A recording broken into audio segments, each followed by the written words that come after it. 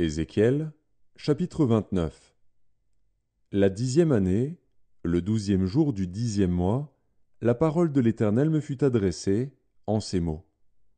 Fils de l'homme, tourne ta face vers Pharaon, roi d'Égypte, et prophétise contre lui et contre toute l'Égypte. Parle, et tu diras. Ainsi parle le Seigneur, l'Éternel. Voici, j'en veux à toi, Pharaon, roi d'Égypte, grand crocodile, qui te couche au milieu de tes fleuves, et qui dit, mon fleuve est à moi, c'est moi qui l'ai fait. Je mettrai une boucle à tes mâchoires, j'attacherai à tes écailles les poissons de tes fleuves, et je te tirerai du milieu de tes fleuves, avec tous les poissons qui s'y trouvent et qui seront attachés à tes écailles. Je te jetterai dans le désert, toi et tous les poissons de tes fleuves. Tu tomberas sur la face des champs, tu ne seras ni relevé ni ramassé. Aux bêtes de la terre et aux oiseaux du ciel je te donnerai pour pâture. Et tous les habitants de l'Égypte sauront que je suis l'Éternel, parce qu'ils ont été un soutien de roseau pour la maison d'Israël. Lorsqu'ils t'ont pris dans la main, tu t'es rompu, et tu leur as déchiré toute l'épaule. Lorsqu'ils se sont appuyés sur toi, tu t'es brisé, et tu as rendu leurs reins immobiles. C'est pourquoi ainsi parle le Seigneur, l'Éternel. Voici, je ferai venir contre toi l'épée, et j'exterminerai du milieu de toi les hommes et les bêtes.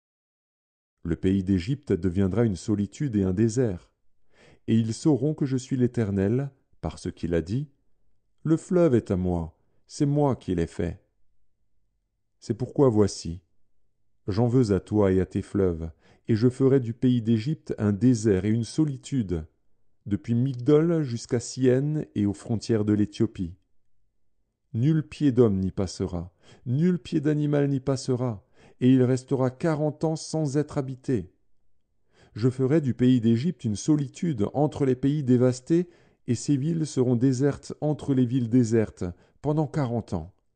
Je répandrai les Égyptiens parmi les nations, je les disperserai en divers pays. Ainsi parle le Seigneur, l'Éternel.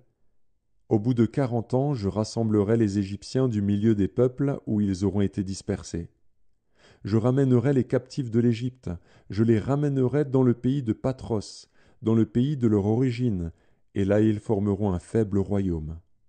Ce sera le moindre des royaumes, et il ne s'élèvera plus au-dessus des nations. Je les diminuerai, afin qu'ils ne dominent pas sur les nations. Ce royaume ne sera plus pour la maison d'Israël un sujet de confiance. Il lui rappellera son iniquité quand elle se tournait vers eux, et ils sauront que je suis le Seigneur, l'Éternel. La 27e année, le premier jour du premier mois, la parole de l'Éternel me fut adressée en ces mots. Fils de l'homme, Nebuchadnezzar, roi de Babylone, a fait faire à son armée un service pénible contre Tyr. Toutes les têtes sont chauves, toutes les épaules sont écorchées, et il n'a retiré de Tyr aucun salaire, ni lui, ni son armée, pour le service qu'il a fait contre elle. C'est pourquoi ainsi parle le Seigneur, l'Éternel.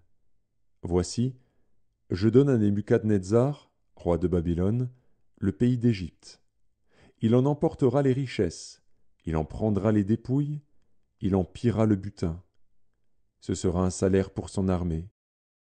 Pour prix du service qu'il a fait contre Tyr, je lui donne le pays d'Égypte. Car ils ont travaillé pour moi, dit le Seigneur, l'Éternel.